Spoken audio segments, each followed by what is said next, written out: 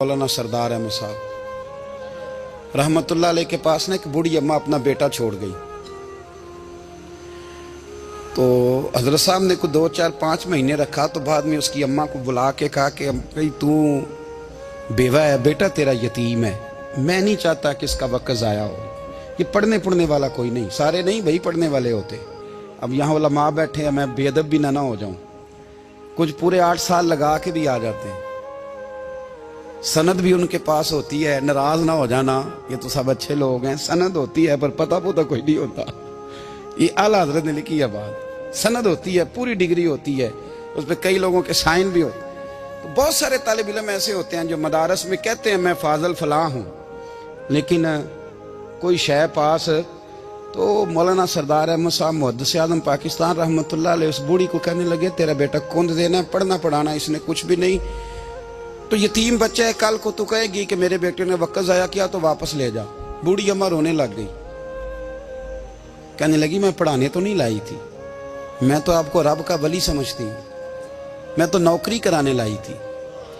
नौकरी, हजरत अनस बिन मालिक कहते हैं मेरी अम्मा भी हुजूर की बारगाह में दे गई थी। हुजूर की बारगाह में ये नहीं कहा था कि या रसूलल्लाह पढ़ा दें, हाँ मैं जिम्मेदारी से बात कर रहा हूँ।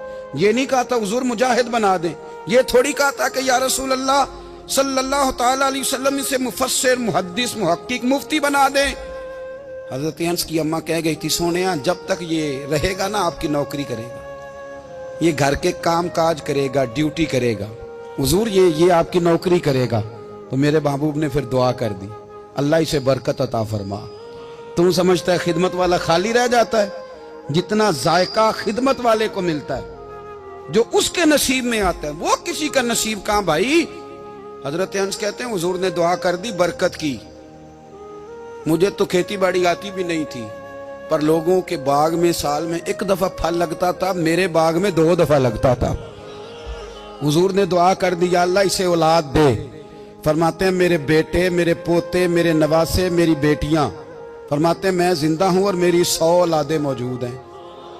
परेशान हो गया 100 सुन के कि बच्चे 2 ही अच्छे, 100 औलादे मेरी मौजूद हैं। हजरत अनस बिन मौलाना सरदार अहमद साहब के पास ना छोड़ गई बच्चा, कहने लगी हजरत जी मैं को पढ़ाने के लिए थोड़ा छोड़ गई हूँ, मैं तो इसलिए छोड़ के गई हूँ कि आप मेहरबानी करें, खिदमत कराएं। तो हजरत जी कहने लगे कोई ऐसा काम ही नहीं, खिदमत वाला क्या कराऊं। कहने लगी पट्ठे पवा लिया करो जी। हूँ लड़ पेंदे ने, कहने ने बच्चे काम कर दें मदरसे का। हालांकि अब कहाँ बच्चे काम करते हैं, अब तो गुजर गया दौर, अब तो बच्चे काम कराते हैं। अब बच्चे भी नाराज हो रहे हैं, घूर घूर के देख रहे हैं।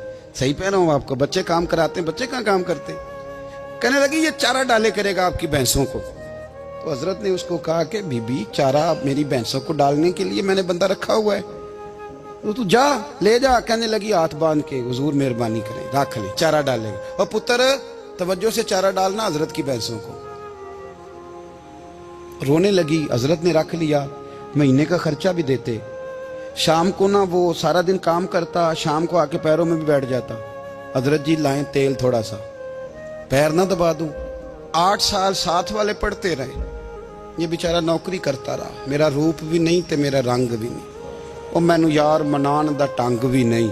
कभी कभी ना हजरत बिलाल हबशी फारग होते ना, तो नबी पाक की बारगाह में अर्ज करते हुजूर कोई काम तो नहीं, सारे हो गए, हुजूर जाऊं जरा, चले जाते।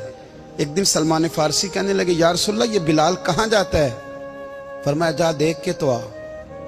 हजरत सलमान वापस आए तो आके रोने लगे, कहने लगे सोनिया जब यहाँ से जाता है ना तो जाके सैयदा फातिमा की चक्की पीसनी शुरू कर देता, बीबी साहबा के काम करने लगता है, घर में जाके असनैन की ड्यूटी करता है, वहां भी काम यहाँ भी काम।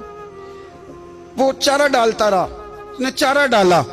हजरत मुहद्दिस आज़म की भैंसों को दस्तारे फजीलत का वक्त आ गया, सारे पगड़ियां सजा के आ गए, आज दस्तार होगी। ये ना पीछे होके बैठ गया, चूंकि पढ़ा ही नहीं था तो दस्तार का है कि दस्तार तो उसकी जो पढ़ेगा, हमने तो पढ़ा ही नहीं, हमने तो यार पढ़ा, घर पढ़ा, ड्यूटी करी। हजरत मुहद्दिस आज़म रहमतुल्लाह अलैह के यहाँ जब ऐलान होने लगा ना कि अब दस्तार होगी, तो हजरत ने पहला ऐलान उसका फरमाया। तो मजा वाला बंदा कपड़े भी कदी कदी बदल दे ना, वो कहता है जिस हाल में भी था मैं पलट के देखने लगा कि पढ़ा पढ़ाया तो है, कोई शय नहीं। तो ये माजरा क्या है, पीछे से उठ के आए, تو کہتے ہیں باقیوں کی دستار کسی عالم نے کی, کسی صوفی نے کی, لیکن یہ بھینسوں کو چارہ ڈالنے والا جب آیا تو محدث اعظم نے فرمایا پگڑی کے بال کو کوئی ہاتھ نہ لگائے, یہ ساری دستار میں نے کرنی ہے. اور فرماتے ہیں حضرت بال بھی دیتے جاتے تھے اور آنسو بھی بہاتے جاتے تھے, ماتھا بھی چومتے تھے اور فرماتے تھے دستار کے بعد چلا تو نہیں جائے گا یار, مجھے تو عبادت بھی نہیں رہ گئی, مجھے تو چابیوں کو بھی نہیں پتا کون سی کہاں رہتی ہے, جائے گا تو نہیں تو رو پڑا, کہنے لگا سوڑیا جائے تو وہ جس کے پلے کوئی شے ہو, آتا جاتا تو ہے کچھ نہیں, مجھے کس نے رکھنا ہے, میں نے کہاں جانا ہے, ادھر کہاں تو ادھر ہی رہوں گا. وہ اس طالب علم کے سارے استاد بھائی کہتے ہیں اس نے دستار کرائی, پڑھا پڑھایا کچھ نہیں, پر جو مسئلہ اڑ جاتا تھا نا, وہ جو اڑ جاتا تھا نا, وہ جا کے اس سے پوچھتے تھے تو کتابیں کھولنے کی ضرورت نہیں پڑتی تھی. حضرت بلال حبشی کبھی سپاہ سالار بنے تھے کسی جنگ میں, کسی صوبے کے گورنر بنے ہوں, بولو تو صحیح ہے. ان کا تعارف کیا تھا؟ نبی کریم کے غلام.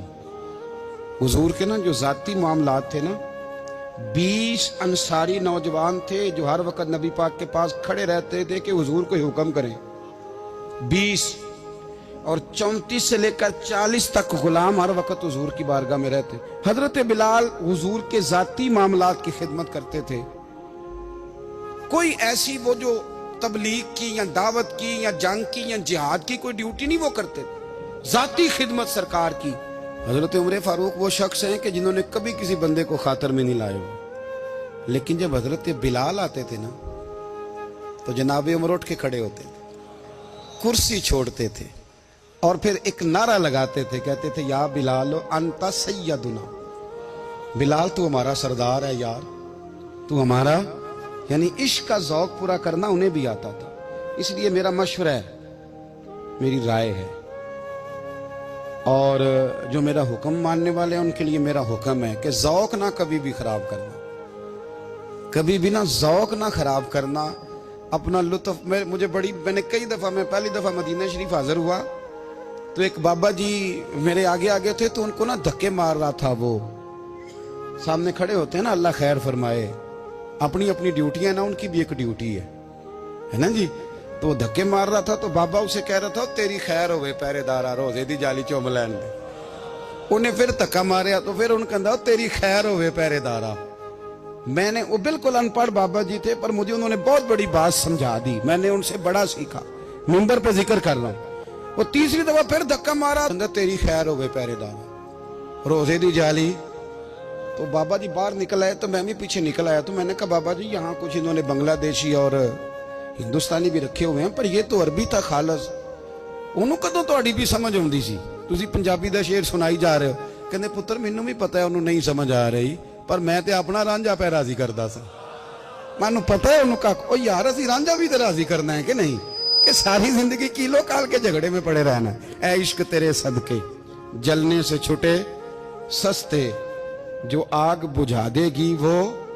اور ایک جگہ پہ اعلیٰ حضرت کہتے ہیں جان دے دی وعدہ دیدار پر, ہم نے جان دے دی. خالی اس نے وعدہ کیا تھا کہ آؤں گا, آیا نہیں تھا, پر جان ہم نے پہلے دے دی. تو اس لیے نا ذوق, شوق, پیار, وارفتگی, محبت اساتذہ کے لیے, بزرگوں کے لیے, علماء کے لیے, مشائخ کے لیے, بڑوں کے لیے نہ ذوق نہ کبھی خراب ہونے پائے. اللہ آپ کو سلامت رکھے. اور کچھ دعائیں میں نے دے دی ہیں, کچھ اللہ جانتا ہے میرے دل میں ہیں, وہ میں دیتا رہتا ہوں. اللہ آپ کو ہمیشہ شاد و آباد فرمائے.